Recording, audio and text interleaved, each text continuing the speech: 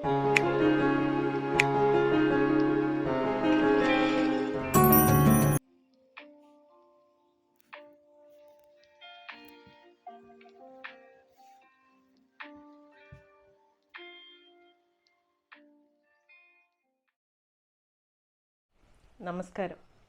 വിളക്കുമരം എന്ന ഈ ചാനലിലേക്ക് ഏവർക്കും സ്വാഗതം.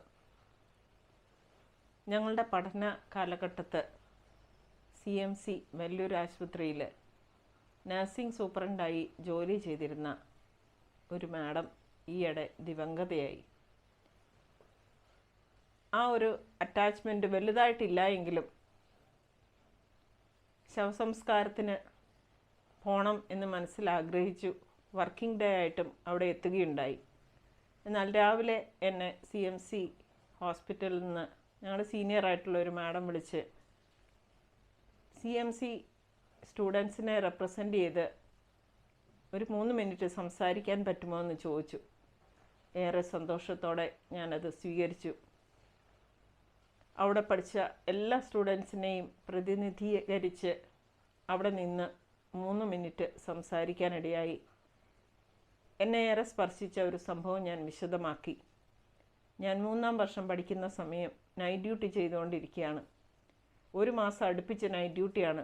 3-ാമത്തെ ആഴ്ചയൊക്കെ ആയപ്പോൾ വളരെ ക്ഷീണിതയായി ഞാൻ രാത്രി 11:30 ഡ്യൂട്ടിക്ക് കയറേണ്ടതാണ്.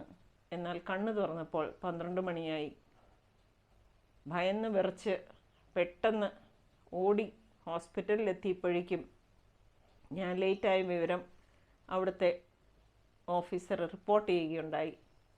രാവിലെ ഒരു വിശദീകരണമൊക്കെ എഴുതി നഴ്സിംഗ് സൂപ്രണ്ടിനെ ഓഫീസിൽ പോയി കാണണമെന്ന് പറഞ്ഞു. കേവലം ഒരു വിദ്യാർത്ഥിനിയായിരുന്ന ഞാൻ ഏറെ ഭയന്ന് ഇന്നെന്ത് സംഭവിക്കും എന്നറിയാതെ അവിടെ എത്തുകയുണ്ടായി. എന്നാൽ ഈ ഒരു ലെറ്റർ കണ്ടയുടനെ മാഡം എന്നോട് മലയാളത്തിൽ പറഞ്ഞു, "കൊച്ചേ, ഈ ലെറ്റർ ഞാനങ്ങ് മാറ്റി വയ്ക്കുകയാണ് കേട്ടോ." എന്നാൽ അടുത്ത ദിവസം തുടങ്ങി ഉറങ്ങാനായിട്ട് വെച്ചിരിക്കുന്ന മുറിയിൽ പോകണം. അവിടെ സെക്യൂരിറ്റി ബെല്ലടിച്ചുണർത്തും. മെയിലിൽ ഇങ്ങനെ ഉണ്ടാവാതെ നോക്കണം. ഞാനിത് നിങ്ങളുടെ ടീച്ചേഴ്സിനോട് ആരോടും പറയാൻ പോകുന്നില്ല കേട്ടോ. എത്രയേറെ ആശ്വാസത്തോടെയാണ് ഞാനന്ന് തിരിച്ചു വന്നത്. ഈ ഒരു കരുണാപൂർവമായൊരു ഇടപെടൽ എന്നെ സ്പർശിച്ചത് വർഷങ്ങൾക്ക് ശേഷവും എൻ്റെ മനസ്സിൽ തങ്ങി നിന്ന് അത് പറയാനിടയായി. ഞാൻ മാത്രമല്ല, ഒരുപാട് അന്ന് പഠിച്ചിരുന്ന ആളുകൾ മാഡം എങ്ങനെ അവരുടെ ജീവിതത്തെ സ്പർശിച്ച് കടന്നുപോയി എന്ന് മെസ്സേജുകളിലൂടെ അയക്കുകയുണ്ടായി. അതൊന്നും അവിടെ പറയാൻ എനിക്ക് അവസരമില്ലാതിരുന്നതിനാൽ ഞാൻ ഇത്രമാത്രം പറഞ്ഞു. മാഡത്തിൻ്റെ ഫാൻസായിട്ട് ഒരുപാട് സ്റ്റുഡൻസ് ഉണ്ട്. പലരും ഇന്ന് ഇന്ത്യയിൽ ഇല്ലാത്തതുകൊണ്ട് ഇവിടെ വരാനോ സംസാരിക്കാനോ സാധിക്കുന്നില്ല. മാഡത്തിൻ്റെ എല്ലാ വിധത്തിലുള്ള സർവീസും ഞങ്ങൾ വിലമതിക്കുന്നുണ്ട്. അതേസമയം മാഡം കർശനമായി ഇടപെട്ട വിദ്യാർത്ഥിനികളും കമൻറ്റുകൾ ഇടുന്നുണ്ടായിരുന്നു. അന്ന് കർശനമായി ഇടപെട്ടത് ഞങ്ങളുടെ മൂല്യങ്ങളെ, ഞങ്ങളുടെ ഡിസിപ്ലിനെ പോസിറ്റീവായിട്ട് ഇൻഫ്ലുവൻസ് ചെയ്തു. ഞങ്ങളുടെ ജീവിതത്തിൽ അതും മാറ്റങ്ങളുണ്ടാക്കി. പ്രിയപ്പെട്ടവരെ, ഞാൻ ചിന്തിക്കുകയായിരുന്നു, മാഡം ജീവിച്ചിരുന്ന ഒരു സമയത്ത് 70 വയസ്സോ 80 വയസ്സോ ഒക്കെ ഉണ്ടായിരുന്നപ്പോൾ ഒരു കൂട്ടായ്മ വെച്ച് സ്റ്റുഡൻസിനെയും കൂടെ വിളിക്കുകയായിരുന്നെങ്കിൽ ഇത് കേൾക്കുന്ന മാഡത്തിന് എന്തുമാത്രം സന്തോഷം ഉണ്ടായിരുന്നേനെ. തീർച്ചയായും പള്ളിയിലെ ഒരു ചടങ്ങിൻ്റെ ഇടയിൽ 10 പേരോളം മാഡത്തെപ്പറ്റി സംസാരിച്ചതിൽ സ്റ്റുഡൻസിനെ റെപ്രസെൻ്റ് ചെയ്ത് ഞാനും സംസാരിച്ചു. മക്കൾക്ക് അതേറെ ടച്ചിങ് ആയിട്ട് തോന്നി. അവരത് പറയുകയും ചെയ്തു. ജീവിച്ചിരിക്കുമ്പോൾ നമുക്കേതെങ്കിലും ഒരു ചടങ്ങിൽ മുൻകൂട്ടി തീരുമാനിച്ച് ഇതെല്ലാം പറയാനും കേൾക്കാനും ഇടയായാൽ എത്ര നന്നായിരിക്കുമെന്ന് എന്നെ ചിന്തിപ്പിച്ച ഒരു ദിവസമായിരുന്നു അത്.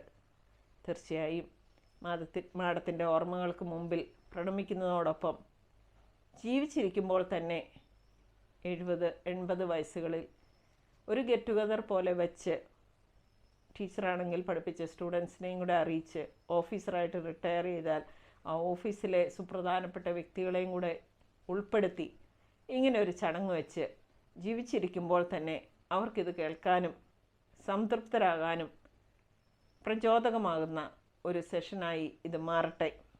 95-ാമത്തെ വയസ്സിലാണ് മാഡം ഈ ലോകത്തിൽ നിന്ന് കടന്നുപോയത്.